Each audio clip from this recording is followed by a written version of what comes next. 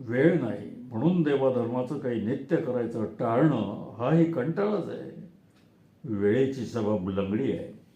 दिवसाच्या 24 तासांपैकी 24 तास याचे खरोखरच सत्कारणे लागतात काय?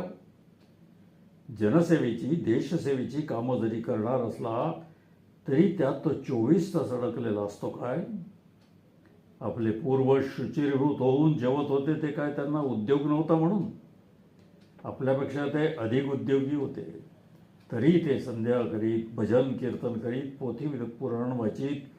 आज आम्ही उभं जीवन पोटार्थी घालवतो म्हणून आम्हाला या गोष्टीसाठी वेळ नाही.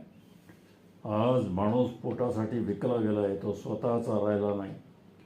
म्हणून त्याच्या जीवनात माणुसकी नाही. माणूस हा माणूस म्हणून जेव्हा जिवंत राहतो तेव्हाच माणुसकी जन्माला येते. नवरा कमवतो, बायकोही कमवते आणि पोरांची आबाळ होते. आईबा